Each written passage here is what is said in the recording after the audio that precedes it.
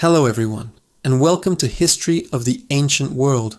Today we're journeying back in time, way back, to the very cradle of civilization. We're heading to a land nestled between two mighty rivers, a place the ancient Greeks called Mesopotamia, which means the land between the rivers. Specifically, we're exploring its southern region, a sun-drenched plain known as Sumer. This isn't just any old place. Sumer is where history, as we know it, truly begins. Imagine a world without cities, without writing, without even the wheel. It's hard to fathom, right? Well, it was the Sumerians who changed all of that. Around 4500 BC, these innovative people began to settle in southern Mesopotamia, a challenging environment of scorching sun and unpredictable floods from the Tigris and Euphrates rivers. But where others saw obstacles, the Sumerians saw opportunity. They were master engineers, developing complex irrigation systems of canals, dikes, and reservoirs to control the floodwaters and transform the arid land into a fertile paradise. This agricultural revolution was the foundation for everything that followed. With a stable food supply, the population boomed. Small villages grew into bustling towns, and those towns evolved into something entirely new, the city-state. By 3000 BC, Sumer was a collection of powerful, independent city-states, each with its own ruler, its own army, and its own patron god or goddess. Names like Uruk, Ur, Eridu, and Lagash echo through history as centers of power, culture, and innovation. Uruk, for example, is often considered the world's very first true city, a sprawling metropolis that may have housed over 50,000 people at its peak. Can you imagine the sights and sounds of a city that large, 5,000 years ago?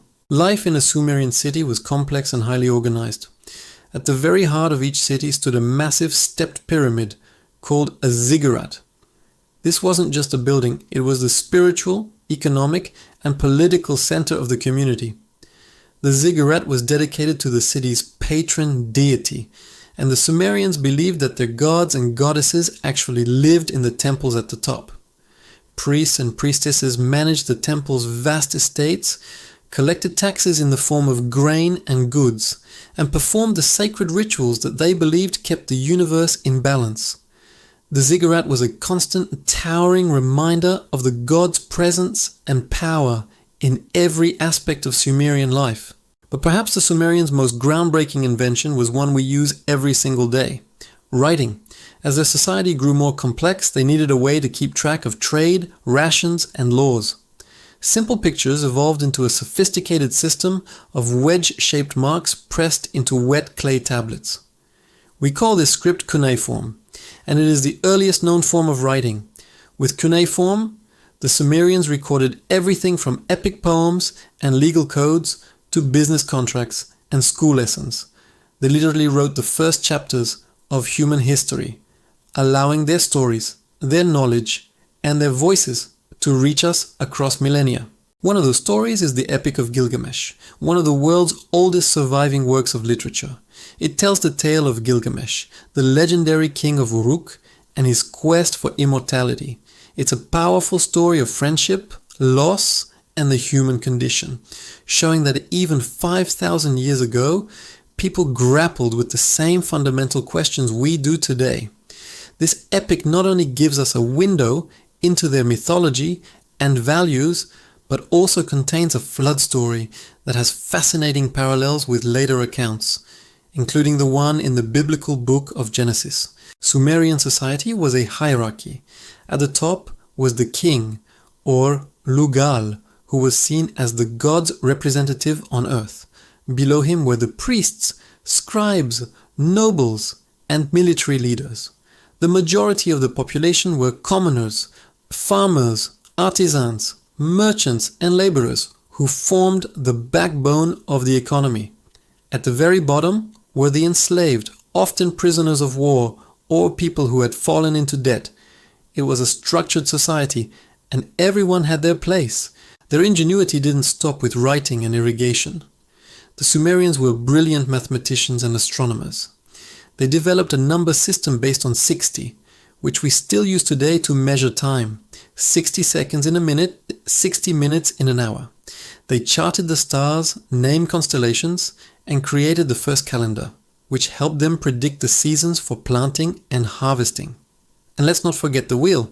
While the exact origin is debated, the earliest evidence for the wheeled vehicle comes from Sumer around 3500 BC.